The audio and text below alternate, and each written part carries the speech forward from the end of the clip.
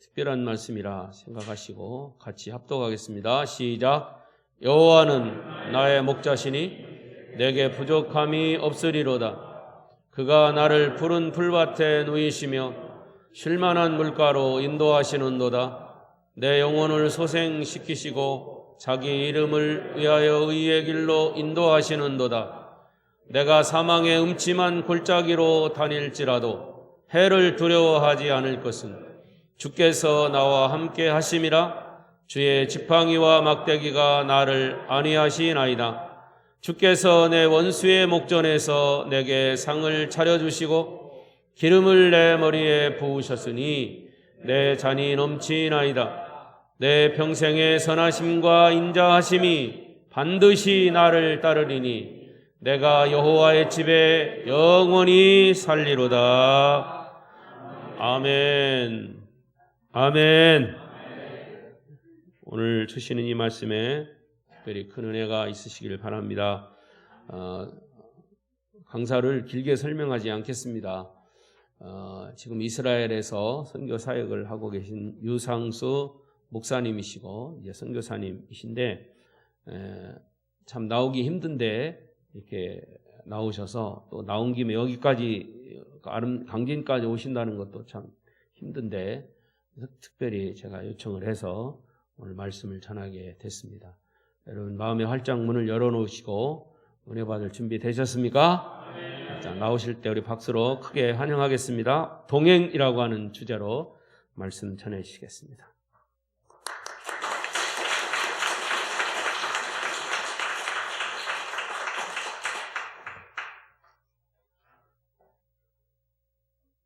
할렐루야. 초대해 주셔서 감사합니다. 제가 강진에 와가지고 어젯밤에 이 아름다운 교회에 도착을 했거든요. 어제 9시 46분 차로 나주에 도착했다가 목사님 또 픽업 와주셔서 와서 제일 먼저 교회에 왔어요. 깜짝 놀랐습니다. 너무 아름다워가지고.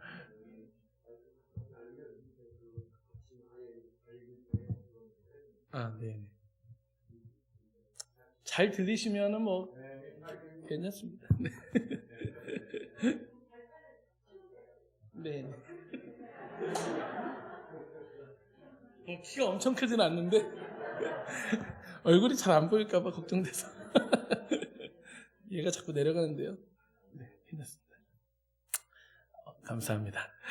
두 번째 놀란 것은 오늘 아침에 일어났더니 사모님께서 아주 맛있는 그 과일과 야채와 그리고 무엇보다도 회춘탕 태어나서 처음 먹어봤는데요.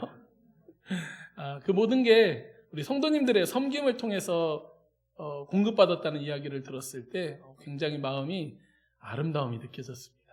너무너무 감사합니다. 그리고 오늘 예배 와가지고 또 놀란 것은 성도님들의 얼굴이 참 아름다우시네요. 그래서 또 세 번째 놀랐습니다. 놀랄 것 투성입니다. 우리 옆 사람에게 인사하십시다. 참 아름다우십니다. 와, 아니 대전보다 역시 반응이 좋네요. 깜짝 놀랐습니다. 방금 굉장히 놀랐어요. 많은 사람이 이스라엘 와서도 처음 보고 너무나 좋아하는 놀라는 것들이 있어요. 제일 먼저 와서 놀라는 게 뭐냐면 무지개를 보고 놀랍니다. 무지개가 쫙 떠 있는 걸 보면 사실 이스라엘까지 오시는 동안 수많은 결정을 하고 오시겠죠. 근데 오시는데 무지개를 보면 어떻겠어요? 하나님이 약속하셨구나. 근데 조금 있다가 쌍무지개도 보여요. 깜짝 놀랍니다. 근데 이스라엘은 무지개가 잘 떠요. 이 고산지대다 보니까 우기가 되면 10월에서 3월까지는 비가 많이 와요. 자주 옵니다. 그렇다고 한국처럼 많이 오지는 않아요. 조금씩 흩뿌리고 지나가고 하기 때문에 또 바람이 잘 불고 그렇기 때문에 구름도 빨리 지나가고 그러다 보니까 햇빛 사이로 무지개가 잘 뜹니다. 저는 하나님께서 우리가 성경에 기록된 하나님의 말씀이 반드시 이루실 것에 대해서 예표해 주시기 위해서 더 많이 무지개를 띄우신다고 그렇게 믿습니다. 또 많은 사람들이 와서 놀라는 것이 한 가지 있어요. 그것만 봤다 하면 깜짝 놀라고 와 하고 소리를 지르는 한 가지가 있습니다. 그것이 무엇일까요? 바로 양떼들입니다. 그 양들만 보면은 깜짝깜짝 놀래요. 근데 사실 그 이스라엘의 양들은 굉장히 많습니다. 양떼들이 지나갈 때마다 저도 사실은 멈춰서 가지고 사진을 찍어요. 그 양떼만 보면 그래요. 그래서 저도 이런 생각이 듭니다. 아, 내가 이스라엘 간지 얼마 안 된 사람이구나. 그래서 9년째 살고 있지만 항상 양떼를 볼 때마다 성경에 기록된 하나님의 말씀이 떠오르고, 아, 내가 저런 양과 같은데, 우리가 생각했던 그 양들의 모습은 아니에요. 양들처럼 막 뽀송뽀송하고 그래야 되는데 우리 머릿속에는 그런 예수님 품에 안긴 아주 아름다운 양이 생각나잖아요. 근데 광야를 걷고 있는 양들은 항상 보면은 꾀죄죄합니다. 하지만 그 양들을 보고 성경을 기록한 사람은 그 아름다운 양이 아니라 그 꾀죄죄한 양을 보고 기록을 했다는 거죠. 그래서 그 말씀을 볼 때마다 제 마음에 새로운 감동들이 있습니다. 양은 한두 마리 그냥 지나다니는 게 아니라 보통 떼로 다녀요. 떼로 이렇게 몰려다니는데, 한 번은 제가 자전거를 타고 그 야산을 이렇게 쭉 내려오고 있었습니다. 저와 함께 그 현지 같이 함께 교제하고 함께 말씀을 나누고 함께 기도를 하는 현지인과 함께 자전거를 자주 타는데요. 그 친구하고 같이 자전거를 타고 가는데 그 야산에서 그들은 지나갔고 저는 양떼들과 만나게 되었어요. 양떼들이 한도 끝도 없이 지나가는 거예요. 길을 막아놓고. 저는 이제 서가지고 처음에는 사진을 찍었죠. 바로 핸드폰을 꺼내가지고 사진을 찍었는데, 저쪽에서 보니까 그 현지인들이 오라는 거예요. 피터! 제가 이스라엘에서는 피터거든요. 피터 와! 그냥 와! 그러는 거예요. 양떼가 있어가지고 난 무서워서 못 가겠는데, 한 마리 있으면 가겠는데, 떼로 있으니까 무섭더라고요. 그래가지고 기다리고 있었더니 오라는 거예요. 그래서 오라고 하니까 제가 자전거를 타고 가까이 지나갔습니다. 2, 3m 갔는데도 양들이 움직이질 않아요. 어떡하지? 저 양들을 어떻게 해야 되나? 근데 조금 더 가니까 1m 앞에쯤 가니까 양들이 쫙 홍해가 갈라지듯 갈라지기 시작합니다. 여러분, 양들은요 2, 3m 앞도 제대로 볼 수 없는 그런 정도의 시력을 가지고 있습니다. 게다가 눈이 저희처럼 이 앞에 달린 게 아니라 이쪽으로 이렇게 달려 있어요. 그래가지고 잘 안 보여요. 그것을 보면서 이런 이유로 성경이 우리를 양에 비유하는구나. 이 어두운 세상을 우리가 예수님의 제자로 하나님의 사람으로 하나님의 백성으로 살아간다는 것은 한치 앞도 바라볼 수 없는 그런 상황이구나. 그렇기 때문에 이 양들이 그 앞에 있는 양들을 바라보고 목자를 바라보고 졸졸졸 쫓아가는 것처럼 우리의 삶이 그렇게 따라가야 되는 거구나. 저와 여러분들이 그런 이 광야 같은 세상에, 이 어두운 세상에 주님만 바라보고 살아갈 수 있기를 주님의 이름으로 바랍니다. 오늘 본문은 그런 의미에서 우리가 너무나도 잘 알고 익숙하고 찬양으로도 노래로도 그리고 외우기도, 아마 여기 계신 분 중에 15분 정도는 잘 외우고 계실 겁니다. 너무나 잘 알려진 시죠. 여호와를 나의 목자로 그의 백성을 양으로 비유한 다윗의 아주 아름다운 시입니다. 이 시는 이런 비유를 통해서 오늘을 살아가는 하나님의 백성이 어떻게 하나님의 인도를 받아 이 땅을 살아가며 이 험난한 세상 가운데 하나님이 함께 하시는 의미가 무엇인지, 무엇이 성도가 바라봐야 할 그 소망인지를 교훈하고 있다는 것을 저와 여러분이 이 말씀을 통해 알게 되시기를 주님의 이름으로 바랍니다. 그런 마음으로 우리 한 번 더 이 말씀 한번 읽어볼까요? 같이 한번 읽겠습니다. 시작. 여호와는 나의 목자시니 내게 부족함이 없으리로다. 그가 나를 푸른 풀밭에 누이시며 쉴만한 물가로 인도하시는도다. 내 영혼을 소생시키시고 자기 이름을 위하여 의의 길로 인도하시는도다. 내가 사망의 음침한 골짜기로 다닐지라도 해를 두려워하지 않을 것은 주께서 나와 함께 하심이라. 주의 지팡이와 막대기가 나를 안위하시나이다. 주께서 내 원수의 목전에서 내게 상을 차려주시고 기름을 내 머리에 부으셨으니 내 잔이 넘치나이다. 내 평생에 선하심과 인자하심이 반드시 나를 따르리니 내가 여호와의 집에 영원히 살리로다. 아멘. 첫 번째 우리가 살펴볼 부분은 바로 1절에서 3절입니다. 여러 번 성경을 읽게 되지만 이 성경을 읽을 때마다 은혜가 되시기를 주님의 이름으로 바랍니다. 1절에서 3절 이 부분을 다시 한번 클로즈업해서 다시 한번 읽어보겠습니다. 시작. 여호와는 나의 목자시니 내게 부족함이 없으리로다. 그가 나를 푸른 풀밭에 누이시며 쉴만한 물가로 인도하시는도다. 내 영혼을 소생시키시고 자기 이름을 위하여 의의 길로 인도하시는도다. 아멘. 너무나 격려가 되는 말씀이에요. 여호와는 나의 목자. 아멘이 없으시네요. 부족함이 없고, 아멘 하신 분은 부족함이 없을 겁니다. 푸른 풀밭, 쉴만한 물가, 너무나도 달콤하고 행복한 모습이 절로 상상되는 그런 식구입니다. 하지만 이 아름다운 비유의 식구들이 우리의 감성만이 아니라 우리의 영성까지 터치하려면 바로 다음 구절을 보아야만 해요. 왜냐하면 이 비유, 이거 비유예요. 비유라는 것은 어떤 걸 설명하기 위한 하나의 도구이죠. 이 비유가 하려는 목적은 바로 그 다음 구절에 다윗이 해석을 해두고 있어요. 그래서 3절이 굉장히 중요합니다. 다시 한번 우리가 3절을 보겠습니다. 그런 목자 되신 여호와가 내 영혼을 소생시키시는 분이시다. 아멘. 그리고 그 여호와는 자기 이름을 위하여 나를 의의 길로 인도하시는 분이시다. 아멘. 아멘이시죠? 사랑하는 여러분, 이 시의 초점은 푸른 초장 사이 쉴만한 물가를 지나가는 양들이 아닙니다. 이 시의 초점은 새롭게 된 하나님의 백성의 영혼이요, 그들이 걸어야 할 의의 길입니다. 오늘 저와 여러분이 이 말씀처럼 주 안에서 소생, 회복되어 흡족함이 있게 되시기를, 그래서 주의 이름에 합당한 영광의 주역이 이 아름다운 교회가 되기를 주님의 이름으로 축복합니다. 그렇다면 주님의 백성들은 언제 소생하게 될까요? 이 비유의 전반부가 바로 이 실제와 관계가 있습니다.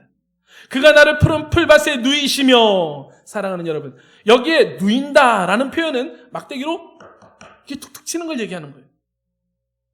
우리말로도 양을 뭐라고 하죠? 양을 친다라고 하잖아요. 그 말이 맞는 말이에요. 왜냐하면 히브리어로 뭐라고 되어 있냐면 마르비츠, 때리다, 치다, 그런 얘기예요. 앞서 말씀드렸듯이 양들은 바로 앞을 잘 볼 수가 없기 때문에 그들이 푸른 풀밭을 지나가고 있어도 몰라요. 쉴만한 물가를 지나가고 있어도 몰라요. 어떻게 하냐, 목자가. 앉아. 한 명 앉히면 쪼르르 앉아서 풀을 먹기 시작해요. 근데 얼마나 많이 먹냐면 뿌리까지 먹으려고 그래요. 염소들은 그래서 염소하고 양을 같이 키워요, 항상. 왜? 양만 키우면 어떻게 하냐면 거기 아예 그냥 다 없어져 버려요. 그러니까 어떻게 염소를 같이 키우면 염소는요, 돌아다니는 길을 좋아해요. 그러니까 먹다가 또 딴 데로 가려고 그래요. 그럼 양들은 앞에만 보니까 뭐가 가니까 또 따라가요, 또. 그게 하나님의 방법인 거예요. 오늘 저와 여러분이 우리의 삶에 하나님이 툭툭툭 치는 것들이 있을 때, 하나님이 여기에 꼴을 주시려고 하시는구나. 여기에 쉴만한 물가가 있구나. 오늘 저와 여러분이 그 은혜를 누리게 되기를 주님의 이름으로 바랍니다. 조금만 더 가면 쉴만한 물가가 있어도 목자가 인도해 주지 않으면 모르고 앞을 지나가는 것이, 양의 앞에 꽁무니만 바라보고 가는 것이, 그냥 지나쳐버리는 것이 양과 같은 존재예요. 우리와 같은 존재라는 것입니다. 이사야서 53장에 보니까 뭐라고 나왔어요? 우리는 다 양 같아서 그릇 행하여 각기 제 길로 갔거늘 여호와께서 우리 무리의 죄악을 그에게 담당시키셨도다. 우리 인생은 한 치 앞도 모르는 존재들이기 때문에 우리의 삶에 하나님의 개입하심이 없다면 우리는 우리의 목적지도 모른 채 제 갈 길로 갈 수밖에 없는, 그릇 갈 수밖에 없는 존재라는 것을 인식해야 합니다. 그러므로 성경에서 하나님은 언제나 자신의 백성을 따라하십니다. 말씀으로 개입하셔서 치시며 인도하십니다. 시편 19편 7절에 보니까 이런 말씀이 있어요. 여호와의 율법은 완전하여 영혼을 소성시키시며 여호와의 증거는 확실하여 우둔한 자를 지혜롭게 하며 여호와의 교훈은 정직하여 마음을 기쁘게 하고 여호와의 계명은 순결하여 눈을 밝게 하시도다. 우리 한번 같이 선포해 볼까요? 제가 앞부분 여호와의 율법은 완전하여 하면 여러분들 어떻게 하면 돼요? 할렐루야. 아주 쿵짝이 잘 맞습니다. 여호와의 율법은 완전하여, 아멘. 여호와의 증거는 확실하여, 아멘. 여호와의 교훈은 정직하여, 아멘. 여호와의 계명은 순결하여, 아멘. 다윗은 확실하게 우리의 영혼을 소성시키시는 하나님의 방법을, 하나님의 가르침인 율법이요, 증거요, 교훈이요, 계명임을 선언하고 있습니다. 또 다른 시편 기자 역시 시편 119편에 보면 굉장히 이런 얘기가 많이 나와요. 이 시편 119편은 하나님을 경외하고 하나님의 말씀을 따라가는 자가 기록한 성경이에요. 굉장히 길어요. 172편까지 있어요. 엄청나게 긴데 여러분 이 말씀이 얼마나 보화가 되는지 몰라요. 그냥 책 한 권 따로 있는 거고 똑같은 거예요. 저와 여러분 이 말씀을 날마다 묵상하기를 주님의 이름으로 바랍니다. 그도 이렇게 이야기했어요. 시편 119편 105절에 주의 말씀은 내 발의 등이요 내 길의 빛이니이다.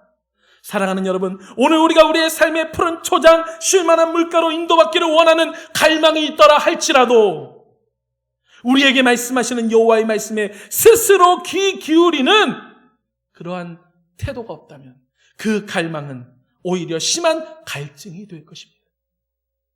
하지만 하나님의 말씀을 묵상하고 즐거워하며 그 말씀의 좁은 길을 따라 걸어가기로 결정한다면 오늘 우리의 삶에 이 다윗의 고백이 실제가 되고 풍족함, 해가람 그 모든 것이 함께 있게 됐기를 주님의 이름으로 믿습니다. 시편 1편 1절에 복 있는 사람은 악인들의 길을 따르지 아니하며 죄인들의 길에 서지 아니하며 오만한 자의 자리에 앉지 아니하고 오직 여호와의 율법을 할렐루야 즐거워요. 그의 율법을 주야로 묵상하는도다. 그는 시냇가에 심은 나무가 철을 따라 열매를 맺으며 그 잎사귀가 마르지 아니함 같으니 그가 하는 모든 일이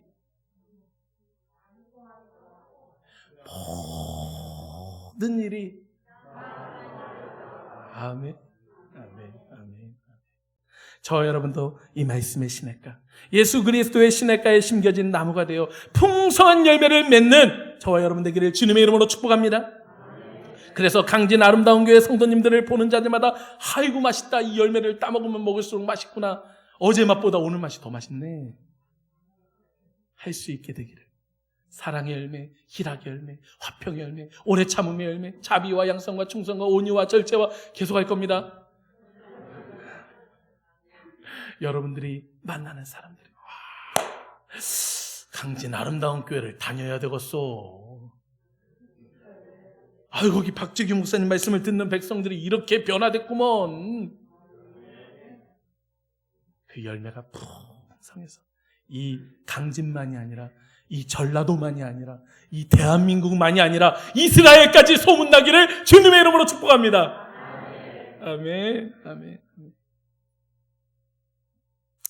저희 가정은 이번 코로나를 지나오며 온 가족이 집에 있어야만 하는 기회를 얻었습니다. 애들 6명에 놀래지도 않아요. 뭐 애들 6명 있는 분이 뭐 옛날에 있었지 여기 있으신 분 계십니까?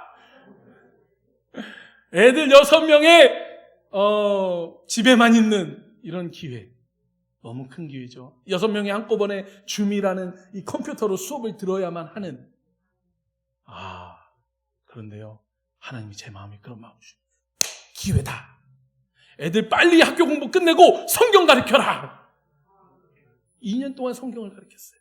물론 그 전부터 계속 해왔습니다만 애들이 학교를 다녀야 되고 바쁘잖아요. 근데 집에만 있잖아요. 얼마나 좋아요. 그래서 애들을 말씀으로 가르치기 시작했어요. 창세기부터 늘 봐왔지만 이번에는 마태복음부터 해야 되겠다 해서 마태복음부터 요한계시록까지 1장부터 마지막 장까지 같이 말씀을 읽기 시작했어요. 여러분 아이들이 그 시간을 통해 성장한 줄을 믿으시기를 주님의 이름으로 바랍니다. 성경에 보면 한 제목씩 분량이 있습니다. 어린이들이다 보니까 많은 양을 읽으면 집중력이 떨어져요. 제가 옛날에 다 해봤어요. 한 장씩도 해보고 뭐 해봤어요. 통독도 해보고 애들 뭐 졸아요. 그런데 한 제목씩 하니까 할만하더라고요. 매일매일 한 제목씩 지속하기가 좋았어요. 게다가 한 장씩 읽는다 해도 한 장씩 읽는다 해도 그 안에 여러 주제가 있다 보니까 아주 소중한 부분들을 놓치기가 쉬워요. 그런데 한 제목씩만 하니까 아주 그런 면에서 하루 종일 기억하기에 좋은 그런 효과가 있었습니다.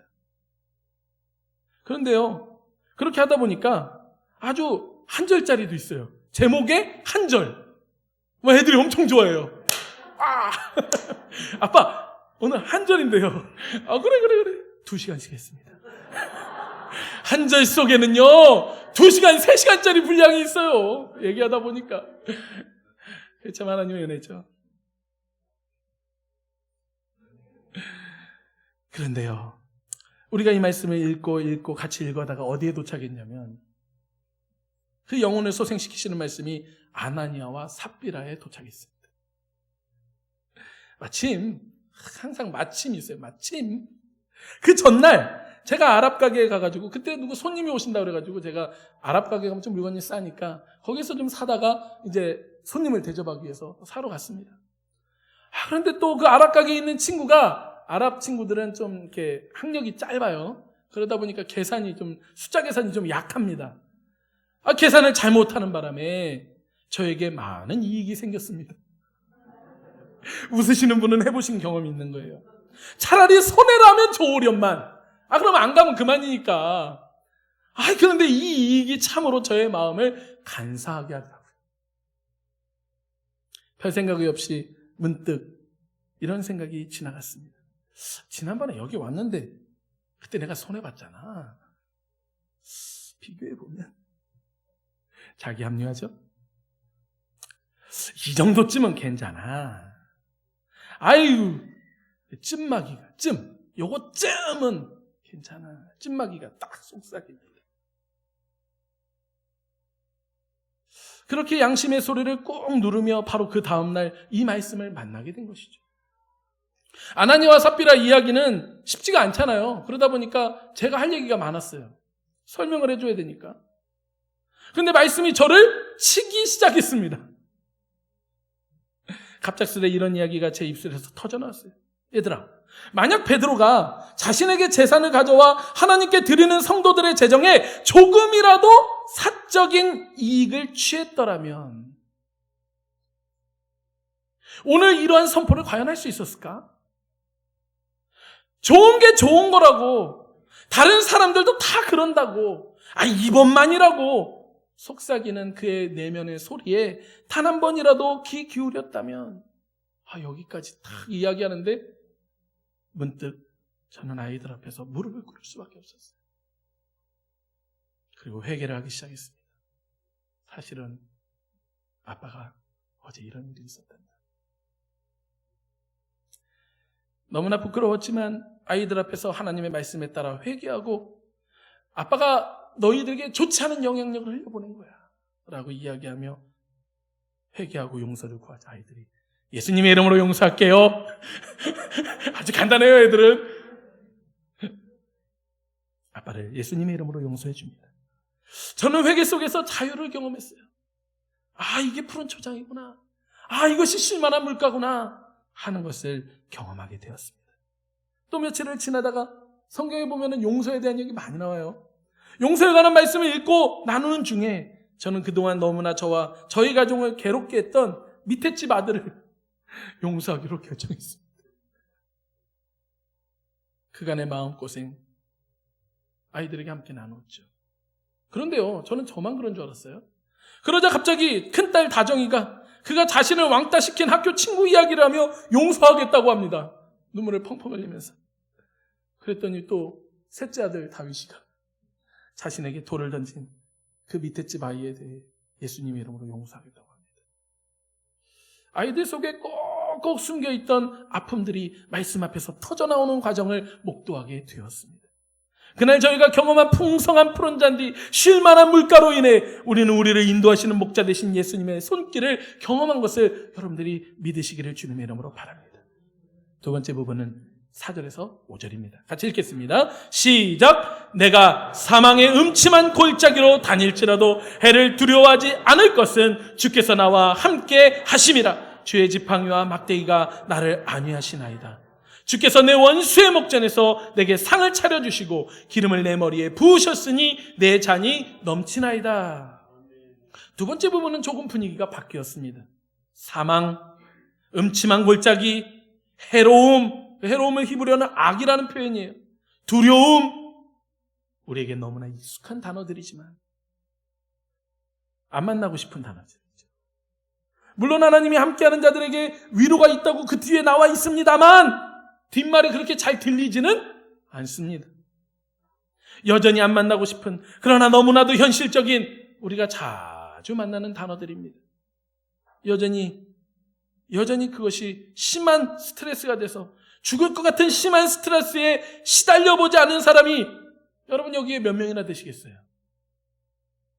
하나님의 말씀을 따라가다가도 금세 우리의 마음을 빼앗아가는 악함과 해로움을 만나는 것은 아마도 오늘 이 말씀을 듣고 이 교회 정문을 나가면서도 바로 경험될 수 있는 우리의 삶의 현실입니다. 어쩌면 제가 이렇게 말씀을 드리지만 지금 한 2분 정도는 조기하고 조기요. 이렇게 생각하실 것 같아요. 아이고 글쎄요. 혹시 선교사님이 그 선교지에서 엄청 힘드셔서 그랬겠지만 아이고 저는 그 말씀처럼 그렇게 사망의 골짜기까지는 아직 아닌 것 같아요. 좋습니다. 다시 한번 말씀드리지만 이 말씀은 철저하게 비유와 해석을 함께 담아 말씀하시는 기법이 시 기법이 들어간 거예요. 그렇기 때문에 이 부분에 대해서 우리가 분명하게 이해하기 위해서는 뭐를 봐야 된다? 그 다음 구절을 보아야만 해요. 한번 보십시다. 5절 말씀에 4절의 비유를 뭐라고 다윗이 해석을 하고 있는지를 우리가 한번 봅시다. 같이 보겠습니다. 시작! 주께서 내 원수의 목전에서 내게 상을 차려주시고 기름을 내 머리에 부으셨으니 내 잔이 넘치나이다. 주께서 내 원수의 목전에서. 조금 느낌이 오십니까? 사망의 그늘은, 사망의 음침한 그늘은 내 원수와 관계가 있는 비유라는 사실입니다. 인사가 만사라는 말이 있죠. 이 땅에는 부자도 있고 가난한 자도 있고 지위가 높은 사람도 있고 낮은 사람도 있고 학식이 있는 사람도 있고 아직 못 배운 사람도 있고 하지만 동일한 것이 있어요. 그 모든 것과 관계없이 모두에게 동일하게 있는 것이 바로 어려운 관계입니다. 특히 그 관계 중에 가장 어려운 관계는 자주 만나야 하는 관계죠. 특성상 아주 가까운 관계여야만 하는, 아니면 더 나아가서 태어날 때부터 가까운 관계인데 서로 영적으로 맞지 않아서 오는 문제들입니다. 어렵습니까? 쉽게 이야기하자면 남편과 아내, 자식과 부모, 거꾸로 부모와 자식, 가족 내에 있는 형제들, 마음을 다 줬던 친구들, 직장 상사와 직원, 여러분 이제 좀 마음에 와 닿으시나요? 아무리 은혜 받고 집에 돌아가도 단 한 단어만으로도 우리는 사망의 음침한 골짜기로 뚝 떨어질 수 있습니다. 야! 안 떨어지셨어요? 막! 빵!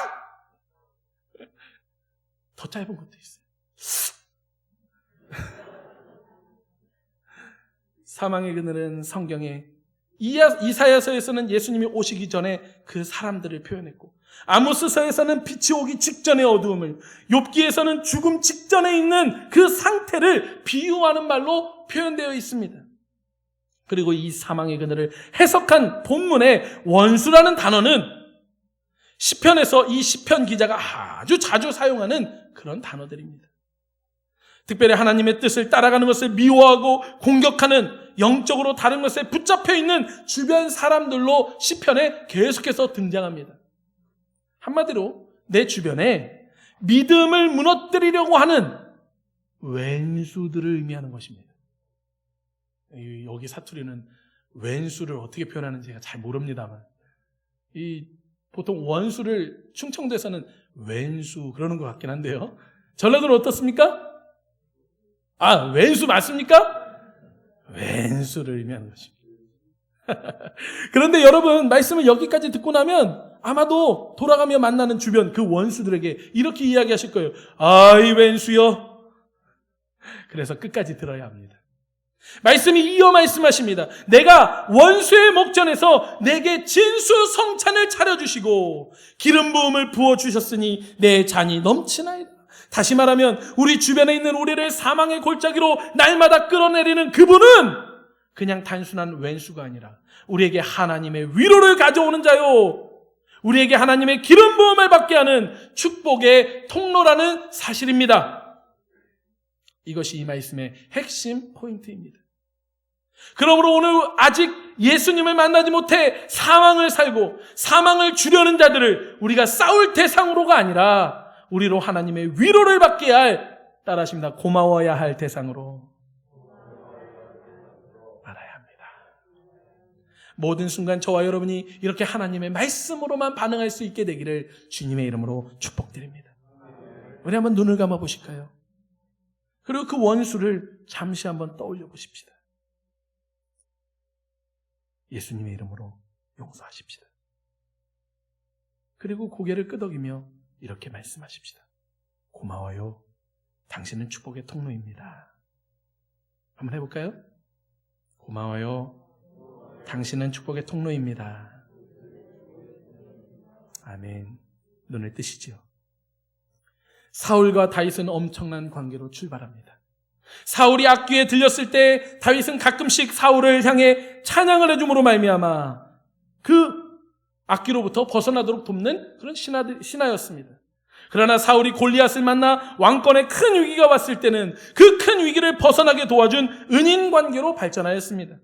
그동안은 가끔 와서 연주를 해줘도 이름조차 묻지 않던 사울이 다윗의 이름과 가문을 확인하고 결국은 여러 가지 과정 끝에 장인과 사이 관계로 발전하게 됩니다. 그뿐입니까? 다윗은 사울의 깃발이 있는 곳에 달려가서 전장에서 다 승리를 해버려요. 그러니까요, 다윗이 가는 곳마다 다 승리를 하고 결국은 사울의 보위대장 역할까지 맡아서 함께 한 식탁에 앉아서 식사를 할 만큼 아주 가까운 관계가 되었지요. 그런데 그러던 그들 사이에 사망의 그늘이 드리웠습니다. 사울의 마음에 생긴 불안이 점점점 심해져서 결국은 다윗을 은밀하게 죽이려고 하고 군대를 이끌고 진격하여 전쟁하려고 합니다. 하지만 다윗은 그에게 찾아온 두 번의 복수할 절호의 기회를 그를 오히려 인정해주고 축복하며 돌이킬 기회를 주는 모습을 보게 됩니다. 다윗은 자신을 공격하는 사울을 왼수로 본 게 아니라 하나님이 기름 부어 세운 종으로 보았습니다. 하나님이 보는 눈으로, 하나님이 그 사울을 보는 관점으로 그를 보았다는 것입니다. 그것이 우리가 사망의 음침한 골짜기를 지날 때 주님이 여전히 우리와 함께하게 하실 수 있는 영적인 비결입니다. 원수는 항상 있습니다. 그 안에 있는 어두움이 우리 안에 있는 빛을 가리고자 애를 씁니다. 하지만 그럴수록 그 어두움은 하나님이 내 안에 주신 예수 그리스도의 이 빛을 더욱 영광스럽게 하시는 하나님의 도구다라고 여기시는 저와 여러분이 되시기를 주님의 이름으로 바랍니다. 그런 분들은 용서하고 축복할 수 있어요. 그런 분들은 용서하고 축복할 수 있어요. 아멘. 그로 인해 그들은 풍성한 하나님의 공급을 받을 뿐만 아니라 기름 부으심을 받고 하나님의 위로를 덧입는 자가 되었습니다. 오늘 저와 여러분에게 이 넘치는 위로가 있게 되시기를 주님의 이름으로 축복합니다. 그러나 원수는 우리 주변만이 아닙니다. 우리 주변에만 원수가 있는 게 아니죠. 우리 자신 안에도 있습니다. 베드로는 예수님이 대속자로서 자신의 죽음을 알리신 바로 그 직후 마태복음 16장에 뭐라고 이야기합니까? 절대로 안 됩니다. 예수님이 말씀하세요. 네가 하나님의 뜻이 아니라 사람의 뜻을 생각하고 있구나. 여러분, 하나님의 뜻이 아니라 오히려 사람의 뜻을 생각하며 예수님을 꾸짖는 행동을 했던 그 베드로 안에 있는 그 베드로. 사도 바울 역시 이렇게 고백합니다. 로마서 7장 21절부터 그러므로 내가 한 법을 깨달았노니 곧 선을 행하기 원하는 나에게 악이 함께 있는 것이로다. 내 속 사람으로는 하나님의 법을 즐거워하되 내 지체 속에서 한 다른 법이 내 마음의 법과 싸워 내 지체 속에 있는 죄의 법으로 나를 사로잡는 것을 보는도다. 오라. 우리 거기 한번 읽어볼까요? 시작. 오라. 나는 곤고한 사람이로다. 이 사망의 몸에서 누가 나를 건져내랴. 우리 주 예수 그리스도로 말미암아 하나님께 감사하리로다. 그런즉 내 자신이 마음으로는 하나님의 법을, 육신으로는 죄의 법을 섬기노라. 육신으로는 죄의 법을 섬기노라. 사망의 음침한 골짜기는 우리가 육신을 영보다 소중하게 여길 때 찾아오는 것입니다. 하나님의 이루실 일이 아니라 사람의 계획과 뜻을 따르는 욕심에 마음이 빼앗길 때 우리에게 불쑥 찾아옵니다. 바로 그때 우리는 돌이켜 회개하고 용서받아 주님의 은혜 가운데로 돌아와야 합니다. 그런 자들마다 하나님의 위로를 받는 거예요. 이스라엘에서 힘든 일이 많죠.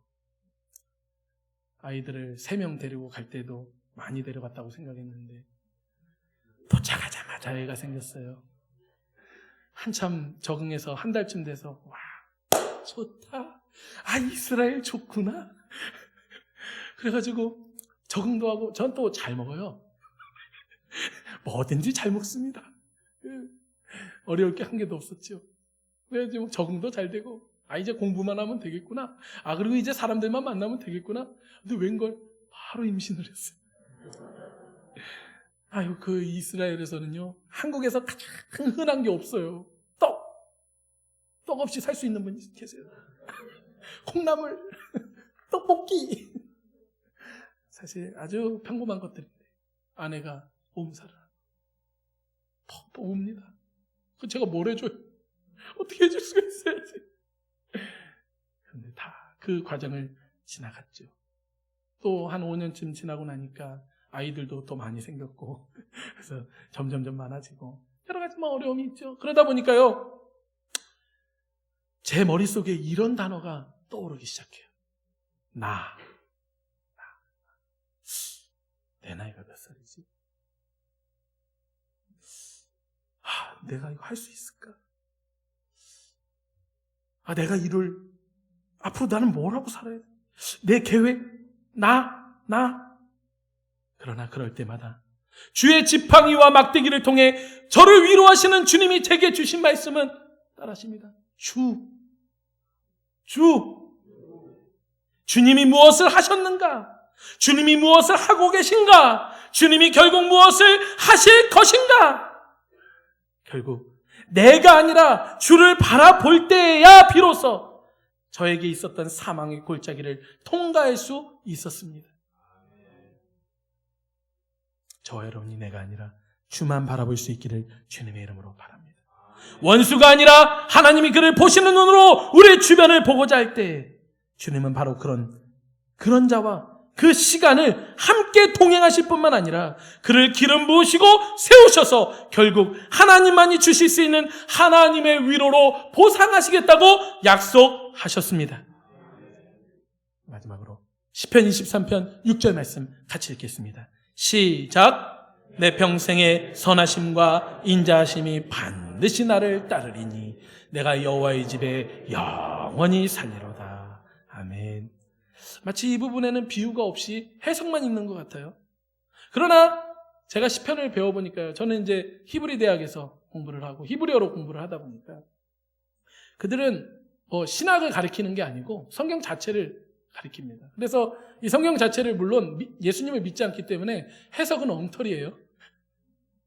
제가 볼 때는. 하지만 제가 예수님을 아는 상태로 그 방법을 가지고 공부를 하면 은혜가 되는 게 많습니다. 이런 거죠. 시편에 많은 기법이 들어갔는데 조금 전처럼 비유가 있고 해석이 있고 비유가 해석이 있고 이런 게 있지만 동시에 그 안에 또 다른 기법이 포함이 되는 거예요. 예를 들면 이런 거예요. 1절이 마지막 절하고 연결이 되는 거예요. 하나의 액자처럼 집어넣은 거죠. 지금 우리가 읽은 이 6절의 비유는, 이 해석은 1절의 비유와 연결되는 구절입니다. 마치 이 부분엔 비유가 없이 해석만 있는 것처럼 보이지만 이 시편에 있는 이 기법은 방금 말씀드린 것처럼 여호와는 나의 목자시니 내가 부족함이 없으리로다가 비유이고 내가 여호와의 집에 영원히 살리로다가 바로 그 해석입니다. 목자가 양을 치는 곳은 어디죠? 광야입니다. 하지만 주님이 거하시는 곳은 어디입니까? 집이라고 나왔어요. 광야는 유한한 우리의 인생길입니다. 여호와의 집은 영원히 거할 처소입니다. 양이 부족함이 없는 것은 양이 목자를 따라간 것의 결과이고 우리가 영원히 하나님의 집에 거할 수 있게 되는 것은 하나님의 선하심과 인자하심이 우리를 뒤따라온 결과입니다. 가만 보면요, 이게 서로 말이 안 맞는 것 같아요. 거꾸로 같지 않아요? 서로가 완전히 다른 듯 하나 이것은 동전의 양면과 같이 하나입니다. 주님만을 바라보고 그 뒤를 따라가는 그 양의 뒤에 뭐가 따라오냐면 하나님의 호의가 따라오기 시작하는 거예요. 하나님의 선하심이 따라오기 시작하는 거예요. 근데 우리가 방향을 바꿔가지고 그 호의, 좋은 것을 향해 걸어가면 하나님이 없어져 버리는 거예요. 다 잃어버리는 거예요. 거꾸로 우리가 하나님을 따라가면, 우리가 목자 되신 주님을 따라가면 그 하나님의 호의가, 하나님의 선하심이 우리를 따라오는 것이에요. 아멘. 아멘. 이 땅을 주님을 따라 광야라 할지라도 순종하여 나아가는 자가 결국은 영원한 여호와의 집에 거하게 되어지고, 주어진 이 유한한 삶을 하나님께 송두리째 드리는 자를 하나님은 영원한 하나님의 나라로 갚아 주십니다. 사랑하는 여러분, 오늘 저와 여러분이 걷는 이 길이 주님 따라, 말씀 따라, 성령의 인도하심 따라 나왔더니 불안정한 광야와 같습니까? 잘 가고 계십니다. 그 길이 바로 좁은 길을 따라 이어지는 아버지의 집을 향한 지름길입니다. 인생이 짧고 유한한데 맘껏 즐기지도 못하고 세상 유혹을 근근히 이겨가며 주께 헌신하고 영혼을 구원하기 위해 여러분의 짧은 삶을 드리고 계십니까? 하나님은 영원한 기쁨과 생명으로 갚아주십니다. 오늘 오직 목자의 발자취를 따라 걷고자 하십니까?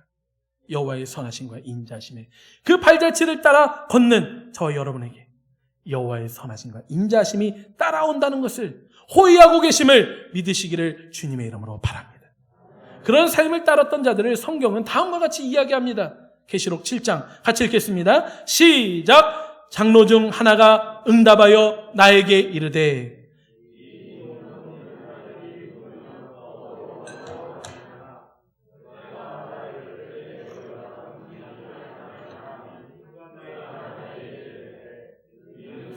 어디에서 나왔어요?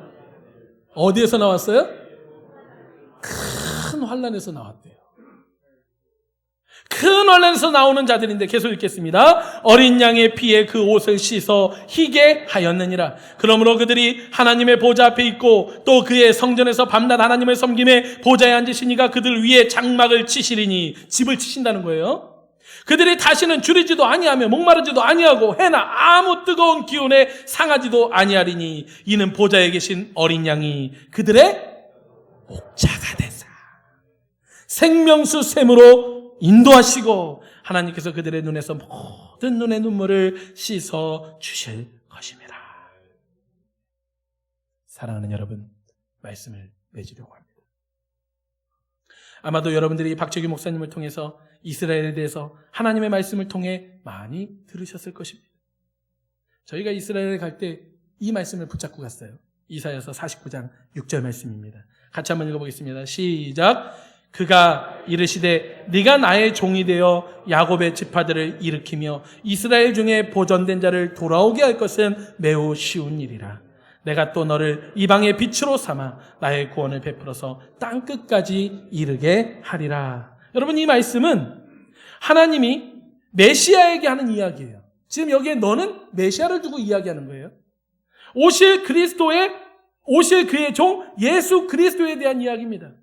뭐라고 말씀하십니까? 네가 나의 종이 되어 야곱의 지파들을 일으키며 이스라엘 중에 보존된 자를 돌아오게 할 것은 매우 쉬운 일이라. 쉬운 일이라는 거예요. 이스라엘을 일으키고 야곱을 돌아오게 하는 것은 쉬운 일이래요. 아멘? 여러분, 어려운 일이 아니랍니다. 그런데요, 지금 현재 이스라엘에 예수님을 믿는 사람들은 3%도 안 돼요. 그 안에도 아주 열악한 환경에 처해 있는 것이 믿는 자들의 삶입니다.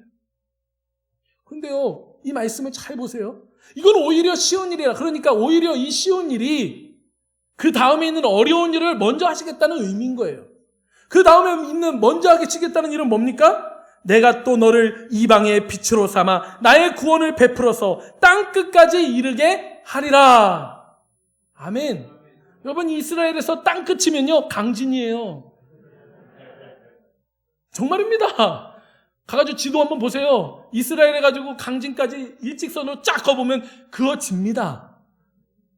그 빛의 복음이, 그 예수님의 복음이 오늘 저와 여러분에 온 것이 쉬운 일입니까?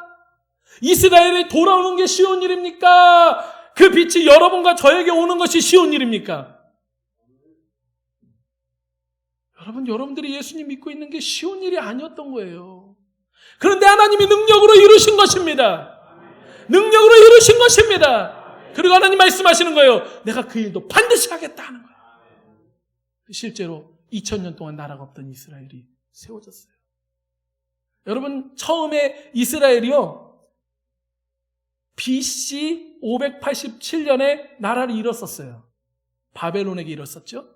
그리고 나서 다시 고레스 칙령이 벌어지면서 어떻게 됐어요? 나라가 세워졌어요. 세워진 다음에 누가 오셨어요? 예수님이 오셨어요. 여러분, 그래서 우리는 그 오신 예수님을 뭐라고 이야기해요? 초림 예수님이라고 하죠. 여러분, 예수님이 가시면서 뭐라고 했어요? 내가 다시 오신다고 약속하셨어요. 자, 그런데 보세요. 2000년 동안 나라가 없던, 1900년 넘도록 나라가 없던 이스라엘이 이사야서에 기록된 것처럼 나라가 하루에 생기는 일이 있겠느냐? 있을 것이다. 회일이 일어났어요. 회일이 일어났습니다. 여러분, 없던 나라가 생길 때는 이유가 있는 거예요. 세상의 모든 나라가 다 똑같은 상황이 아닙니다. 하나님이 작디 작고 볼품없는 나라 이스라엘을 택하신 것은 따라하십니다. 하나님의 때를 열방에 알리기 위함이다. 아멘. 저와 여러분들은 그런 시대를 살고 있는 것입니다. 이스라엘 나라가 세워진 지 70년이 지나고 있어요. 이 72년, 3년이 지나는 이 시간, 여러분, 역사의 굉장히 중요한 순간을 지나고 있는 것입니다. 이스라엘의 성전이 세워지고 있어요. 그냥 그 제3성전 이런 얘기하는 거 아니에요. 여러분, 이스라엘의 예수님을 믿는 벽돌들이 오고 있어요. 저도 그 벽돌 중에 하나입니다. 여러분들도 그 벽돌 중에 하나예요. 여러분들이 이스라엘의 영혼들을 위해서 기도할 때 그 기도가 그 벽돌 하나를 놓게 되는 하나의 하나님의 방법입니다. 저와 여러분이 함께 벽돌을 쌓아 예수 그리스도가 재림하시는 그날 내가 나의 성전에 거하고 싶다. 내가 그 성전 안에, 여러분과 저의 성전 안으로 주님이 들어오시는 역사가 일어나기를 주님의 이름으로 바랍니다. 아멘. 여러분, 우리의 삶에 우리가 말씀을 통해 침을 받아서 그 받은 침으로 말미암아 물가를 경험하고 또 푸른 꼴을 먹는 것도 너무나 중요한 하나님이 우리에게 주신 은혜입니다. 근데 또 하나 있어요. 또 하나, 우리 모두가 온 열방이 함께 먹을 꼴이 있는데, 우리가 함께 먹을 맑은 신의 물가가 있는데, 그것은 바로 하나님이 약속하신 일이 이루어지는 일을 볼 때 우리의 영혼이 양식을 얻는 거예요. 여러분, 이스라엘이 회복되는 것은, 온 열방의 복음이 땅끝까지 전해지는 것은, 그것을 듣는 자들에게 여러분 푸른 풀밭을 경험시켜주는 것입니다. 아, 하나님이 살아 계시는구나. 아, 하나님의 약속은 이루어지는구나. 그 말씀은, 아, 예수님은 다시 오시는구나. 저와 여러분이 그 믿음의 삶을 살아낼 수 있기를 주님의 이름으로 바랍니다. 그 에베소서에 뭐라고 나옵니까? 원래는 이스라엘과 이방인은 서로 왼수였다는 거예요. 그런데 이 왼수된 것 중에 뭐가 있었냐면 문서가 있었던 거예요. 율법이 있었던 거예요. 이 율법을 예수님이 이루시고 나니까 이제는 이 둘 사이가 벌어지는 관계가 아니라 서로 왼수가 돼서 유대인은 이방인을 개취급하고, 그렇게 실제로 그래요. 이방인은 유대인들을 구원받지 못할 낙인 찍힌 자로 생각하는 서로 원수된 가운데 하나님은 이방인도 사랑하시고 유대인도 사랑하셔서 온 세상이 구원받기를 원하시는 그 하나님의 마음을 가진 자가 이제는 그 원수됨을 버리기 시작하는 거예요. 원수됨을 버리기 시작하는 것입니다. 서로 용서하기 시작하는 것이, 함께 한 몸을 이루기 시작하는 것입니다. 여러분, 그것이 바로 그리스도 안에서 새로운 피조물이 된 자의 모습이고, 그것이 바로 한 세 사람이라고 기록된 에베소서의 기록입니다. 누가 그 이전에 원수였던 자들을 친구로, 형제로 받아들이시겠습니까? 하나님의 위로가 올 것입니다. 아마 여러분들이 제가 이렇게 말씀을 드리니까, 아유, 선교사님 다 좋은데, 이스라엘에서 일어나는 일이, 이 땅에 있는 대한민국 강진에, 저와 무슨 관계가 있습니까? 혹시 그렇게 이야기하실 수도 있습니다. 그런데요, 관계가 있습니다. 왜냐하면 이스라엘이 세워지고 돌아오는 것은 오늘 말씀에 제가 마지막으로 읽어드렸던 이 말씀에 메시아의 일이에요. 누구의 일입니까? 누구의 일입니까? 누구의 일이죠? 누구의 일이죠? 누구의 일이죠? 어려운 질문을 드렸나요?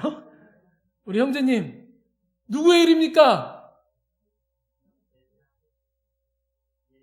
예수님의 일이죠? 예수님의 일은 누구의 일입니까? 여러분, 예수님이 이루실 일이에요. 그의 제자된 자들이, 그 예수님을 따르는 자들이 함께 이루어갈 일입니다. 목자를 따라가는 양이라며요. 목자가 그 일을 위해서 간다는데, 양들을 따라가야 그 은혜를 보는 거 아닙니까? 아멘. 예수님이 하셨고 또 약속된 하실 일이기 때문에 오늘 저와 여러분이 목자를 따라가는 양으로서 그 하실 일을 바라보며 꼴을 먹게 되시기를 주님의 이름으로 축복합니다. 또한 로마서에서 기록한 것처럼 그들이 버려짐은 우리에게 구원의 은혜가 주어지는 기회가 되고 회복의 기회가 된 것처럼 그들의 회복은 뭐라고 나왔어요? 뭐라고 나왔습니까? 이스라엘의 버려짐이 너희들에게 유익했다면 그들의 돌아옴은 어떻게 된다고 했어요? 교회를 풍성하게 한다고 그랬죠? 여러분, 완전하게 하는 거예요. 그 말은 무엇인 줄 아십니까? 그 말은 예수님의 재림을 이야기하는 것입니다. 사도행전 1장 8절에 뭐라고 나옵니까? 사도행전 1장 6절에 제자들이 묻습니다. 이스라엘 나라를 회복하시니 이때입니까? 그때 예수님이 승천하면서 뭐라고 이야기하시죠? 때와 기한은 아버지에게 있다. 여러분, 우리가 이 때와 기한은 아버지께 있다라는 말을 언제 듣는 것입니까? 예수님이 다시 오실 그때에 대한 이야기예요. 여러분, 이스라엘 나라의 회복이 이스라엘이 대단해서가 아니에요. 저는 이스라엘 신봉자가 아닙니다. 우리 누구도 이스라엘의 신봉자가 아니에요. 우리가 믿는 것은 예수님입니다. 우리가 믿는 것은 예수님이 하실 일이에요. 우리가 믿는 것은 예수님의 다시 오심이고 그분의 나라입니다. 우리가 영원히 그와 함께 살게 되는 것이 우리가 가질 유일한 이 땅의 소망이요, 우리가 영원까지 버리지 말아야 할 믿음의 근간입니다. 그런데요, 우리 하나님이 얼마나 선하시냐, 그 하나님의 시간을 보여주길 원하시는 거예요. 그 하나님의 때를 알려주길 원하시는 거예요. 그 하나님이 이루시는 과정을 보며 준비해라. 내가 곧 문 밖에 있다.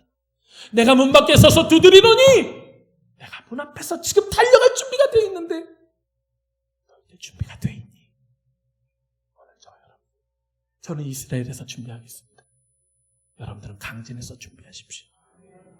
그런데요, 여러분들이 기도하시고 여러분들이 같이 마음을 쏟으시면 함께 그 영광을 보게 되실 것입니다. 그 아버지의 집의 기쁨을 함께 누리는 자로 나아가게 될 것입니다. 기도하시겠습니다. 여호와는 나의 목자시니 내게 부족함이 없으리로다.